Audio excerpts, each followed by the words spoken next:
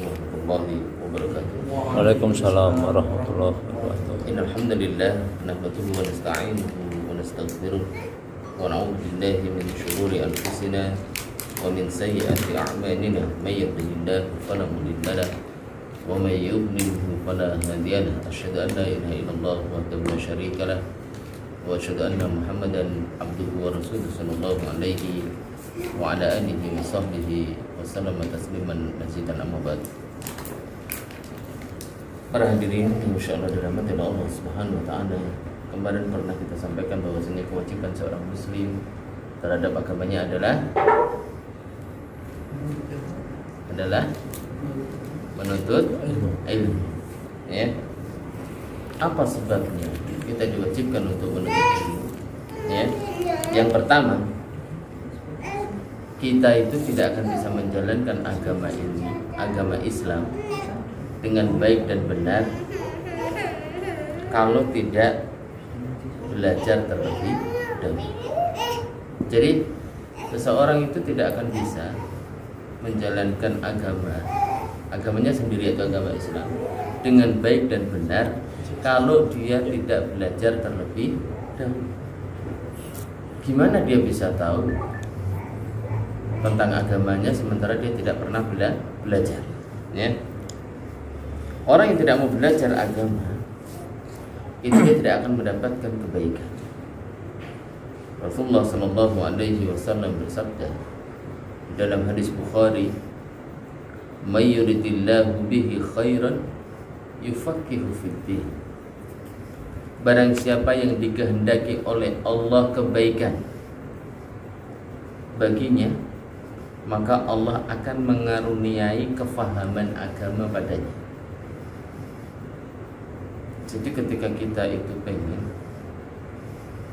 dikehendaki Allah kita itu baik terus, maka belajar agama. Barang siapa yang dikehendaki oleh Allah kebaikan baginya, maka Allah akan mengaruniai kefahaman agama padanya. Maka Al-Imam Bukhari menafsirkan hadis ini, perawi hadisnya menafsirkan hadis ini dengan mengatakan, orang yang tidak mau belajar agama dan tidak mau belajar kaidah-kaidah Islam, maka terhalangi baginya kebaikan. Itu kata siapa? Kata Al-Imam Bukhari, perawi hadis, menafsirkan hadis ini. Ya, jadi barang siapa yang dikehendaki oleh Allah kebaikan baginya, maka Allah akan karuniai kefahaman agama padanya. Dia faham agama. Itu sebab pertama. Makanya ketika di antara sebab kita, ya, ketika ingin, ya, kita bisa menjalankan agama Islam ini dengan baik dan benar, maka kita harus belajar. Yang kedua, ibadah atau amal soleh yang dicintai dan diridhoi oleh Allah Subhanahu wa taala adalah jika amalan itu sesuai dengan petunjuk Allah dan Rasul, maka kita wajib mempelajari Al-Quran dan Al-Hadis, karena keduanya menerangkan segala sesuatu yang dicintai dan diridhoi oleh Allah. Jadi ibadah atau amal soleh yang dicintai dan diridhoi oleh Allah Subhanahu wa ta'ala adalah jika amalan itu sesuai dengan Al-Quran dan hadis Rasul. Ya. Maka ketika kita mengetahui bahwasannya Allah meridhoi, ya, ketika kita beramal soleh dan beribadah yang sesuai dengan Al-Quran dan hadis, maka kewajiban kita adalah belajar apa? Al-Quran dan hadis Rasul. Ya. Dan juga diterangkan di situ di Al-Quran ataupun hadis hal-hal yang dibenci dan dimurkai oleh Allah Subhanahu wa ta'ala. Makanya Rasulullah sallallahu alaihi wasallam bersabda, "Taraktu fiikum syai'aini lan tadillu ba'dahu, kitabullah wa sunnah." Aku tinggalkan bagi kalian dua perkara yang kalian tidak akan sesat selama berpegang teguh dengan keduanya. Apa itu? Yaitu kitabullah dan sunnahku, yaitu al-hadis. Nah, bagaimana kita bisa mengetahui Al-Quran ataupun hadis kalau kita tidak belajar? Maka di antara sebab kedua, biar amal ibadah kita, amal soleh kita dicintai oleh Allah dan diridhai oleh Allah, maka harus kita belajar. Dan yang ketiga, di antara sebab kenapa kita diwajibkan untuk belajar adalah Allah Subhanahu wa taala itu melarang untuk mengerjakan sesuatu. Jadi Allah Subhanahu wa taala melarang untuk mengerjakan sesuatu yang tidak diketahui ilmunya. Ya. Jadi kalau kita mengamalkan satu amal soleh atau amal ibadah yang dilarang kalau kita nggak tahu ilmu. Allah Subhanahu wa taala berfirman, "Wala taqfu ma laysa laka bihi ilmun. Inna sam'a wal basara wal fuada kullu ulaika anhu mas'ul." Dan janganlah kamu mengerjakan apa-apa yang tidak mempunyai pengetahuan tentangnya. Ini larangan dari Allah. Dan janganlah kamu mengerjakan apa-apa yang tidak mempunyai pengetahuan tentangnya. Sesungguhnya pendengaran, penglihatan, dan hati semuanya itu akan dimintain pertanggungjawaban. Makanya ketika kita melakukan sesuatu harus di atas ilmu. Kalau belum tahu nyari, aku melakukan seperti ini ya, ada nggak sih ilmunya? Cari. Kalau ada lakukan, kalau nggak ada jangan. Karena itu dilarang oleh Allah Subhanahu wa taala. Dan janganlah kamu mengerjakan apa-apa yang tidak mempunyai pengetahuan tentangnya. Ya. Ini sebab kenapa kita diwajibkan untuk menuntut ilmu. Yang pertama, apa tadi? Pak Nurhan. Yang pertama, kenapa kita diwajibkan? Apa sebabnya kita diwajibkan untuk menuntut ilmu? Pak Dedi. Supaya tidak berdosa. Pak, Kita akan melakukan amal ibadah. ya. Kalau kita bisa melakukan amal ibadah, kalau untuk empat istilahnya. Susah gambarkannya Bapak. Iya, itu ya harus tahu ilmunya. Yang pertama, kita tidak akan bisa menjalankan agama Islam ini dengan baik dan benar Ya. kalau kita tidak Ilmunya. belajar terlebih dahulu. Makanya kenapa kaum muslimin kebanyakan mereka ketika melakukan amal ibadah yang mereka itu tidak tahu, terus mereka jatuh ke dalam ketidakbenaran. Makanya biar kita tahu bisa menjalankan agama ini dengan baik dan benar harus belajar dulu. Tahu ilmunya. Artinya kita nggak boleh ikut-ikutan. Ya. Kita nggak boleh ikut-ikutan. Terlepas itu ustadz, itu Pak Kiai, Ya. itu siapapun dia, ya, kita nggak boleh ikut-ikutan, ya, kecuali beliau mengajarkan, oh ini ada hadisnya, ini Ya. ada dalam ayat Al-Quran, baru kita ikuti. Kita bukan mengikuti ustadz, ya, tapi mengikuti apa yang dia sampaikan. Itu ternyata ada hadis dan ada Dalilnya. dalilnya. Ya. Ya, kita ngikutnya yang itu, bukan ngikuti ustadz. Dan seorang ustadz dikatakan dakwahnya berhasil ketika dia bisa mengajak umat manusia untuk mengikuti Allah dan Rasul, untuk kembali kepada Allah dan Rasul. Seorang ustadz ataupun siapapun dia ketika berdakwah dikatakan gagal ketika dia bisa mengajak manusia untuk ta'assub atau fanatik kepada kelompok. Nah, ini berarti dia gagal dalam berdakwah. Ya, karena perintahnya dari Allah adalah ud'u ila sabili rabbika bil hikmah wal mau'izatil hasanah wajadilhum billati hiya ahsan.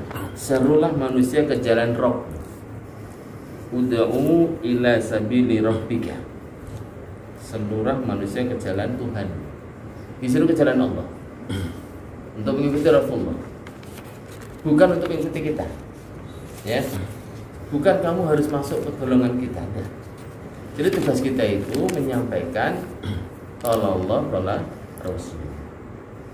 Bukan membuat masa untuk ta'assub kepada kita, pokoknya kita ini benar. Sehingga muridnya itu tidak mau menyalahkan ketika ustaznya salah, itu dia tetap bela ustaznya. Ini namanya ta'assub, fanatik, tidak boleh. Maka dakwah yang berhasil itu ketika masyarakat itu mereka kembali kepada Islam, mereka sujud kepada Allah, mereka kembali kepada Allah dan Rasul, itu baru berhasil. Bukan mencari pengikut. Sehingga kalau misalnya di sebuah masjid ada banyak ustaz, dia merasa ada tersaingi. Ya, ternyata yang ikut ustaz banyak, siapa sedikit. Makanya para nabi itu ada yang dia tidak punya pengikut. Ada yang pengikutnya cuma 1-2, ada yang cuma 10, ada yang banyak. Mereka tidak masalah. Kenapa? Karena tugas kita itu adalah menyeru. Tugas kita adalah menyeru, mengajak manusia ke dalam kebaikan. Diterima alhamdulillah, kalau nggak diterima alhamdulillah. Jangankan kita, Nabi Nuh 950 tahun, bayangkan. Dakwah kepada istri dan anaknya aja mereka kufur, tidak mau mengikuti Nabi Nuh. Anaknya sudah mau mati saja disuruh ikut, gak mau, sampai akhirnya saya mau naik gunung. Akhirnya Allah turunkan azab itu dan air bahnya itu melebihi gunung, bayangkan. Kalau sekarang kamu kayak apa juga? Itu air bah itu bisa menenggelamkan gunung.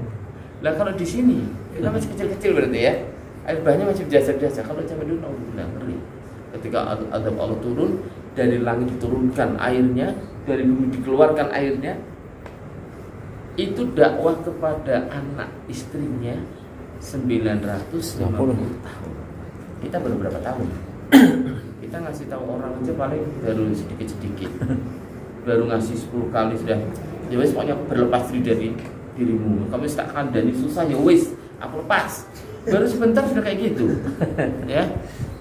Baru dakwah di masjid, dicerca sama orang sudah. Baru belum ada setahun aja sudah, aku mau pindah dari sini aja deh, nggak nyaman kok. Nah, ini berarti dakwahnya nggak ikhlas. Itu yang 950 tahun. Bagaimana Nabi Ibrahim yang dia itu selalu mendoakan bapaknya, tapi bapaknya ternyata kufur, bapaknya sendiri. Bagaimana Nabi Muhammad SAW, Abu Thalib itu ada di pangkuannya, Bahkan Abu Thalib itu ketika masa hidupnya mencintai beliau, menolong beliau dengan harta, benda, tenaga semua. Bahkan ketika mau mati itu ada di pangkuan beliau. Disuruh mengucapkan syahad, dituntun sama Rasulullah itu tidak bisa. Itulah hidayah. Hidayah itu milik Allah. Jadi jangan kaget kalau Ustaz kok istri ini kok berani sama Ustaz. Jangankan Ustaz, ini Nabi dan Rasul. Ya. Jadi panjenengan misalnya sudah berusaha untuk taat kepada Allah, ternyata istrinya bangkang, itu ya hal biasa. Bahkan Nabi sendiri ketika istrinya cemburu, ada pembantunya bawa makanan, di tangannya sampai jatuh piak di hadapan tamu-tamunya yang mulia. Rasulullah nggak marah. Kalau kita, sana tamu, bos-bos kita, wah langsung ini ya. Rasulullah malah membela istrinya. Apa kata Rasulullah? Ibumu sedang cemburu. Seperti itu. Kemudian Rasulullah malah yang meminta maaf kepada istrinya. Ini contoh, salah satu contoh bagaimana akhlak Rasulullah Sallallahu Alaihi Wasallam. Bisa bulat dong. Barakallahu fiik ya. Mungkin itu sebagai gambaran buat kita bahwasanya kalau kita mau berdakwah, kita mau menasihati orang, sabar. Baru setahun, 2 tahun, 3 tahun, 10 tahun ini para nabi dan rasul itu ratusan tahun. Ya, sabar. Apalagi nasihati anak istri itu paling berat. Paling berat itu nasihati anak dan istri. Karena kita mesti dibantai terus. Coba ya. Nasihati istri mesti dibantai terus, gak pernah menang kita. Ya itulah namanya wanita. Ya. Jadi memang kita sebagai laki-laki dijadikan laki-laki untuk senantiasa sabar. Gimana hidup itu? Terkadang perjuangan kita nggak dihargai, diwangi capek-capek, susah payah, semuanya udah dibantu, kerjaan rumah dibantu semua, tapi seakan-akan kalau kita punya kesalahan sedikit aja, udah dianggap kita belum membantu. Kita udah ngasih duit semuanya udah kita cukupi, tetap masih kurang. Dan itu adalah sifat wanita. Maka hendaknya kita bersabar. Baru kemudian kita mulai tasya nanti nggak selesai. Fastamta'u bi khalaqihim. Jangan misalnya pas kata tapi diputus di tengahnya. Misalnya kayak tadi wa aula. Nah ini nggak bisa karena nggak ada artinya nanti. Aulada ini satu kata. Oh iya. Ya, aulada. Ya. Yang fastamta'u bi khalaqihim. Nah itu kalau mau berarti di kalimat seperti itu. Seperti di kalimat akhir ayat kan selalu humul khasirun anfusahum yadlimun. Nah, satu yadlimun itu katakan yang di benda seperti itu. Cukup? Iya, semoga bermanfaat bagi kita pelajari dan tetap bersemangat untuk menyeru kepada kebaikan karena Allah bersama kita. Sementara penyeru keburukan juga mereka saling semangat untuk menyeru keburukan. Siapa penolong mereka? Iblis laknatullah. Ya. Jadi kalau jenengan nggak menyeru kebaikan, maka nanti akan digerus dengan kejelekan. Karena kejelekan ini terus tolong menolong dalam kejelekan. Jadi jenengan harus kalau menolong dalam kebaikan jangan merasa puas, terus sebarkan kebaikan. Subhanallahumma wa bihamdika asyhadu an la ilaha illa anta astaghfiruka wa atubu ilaik. Assalamualaikum warahmatullahi wabarakatuh. Waalaikumsalam warahmatullahi wabarakatuh.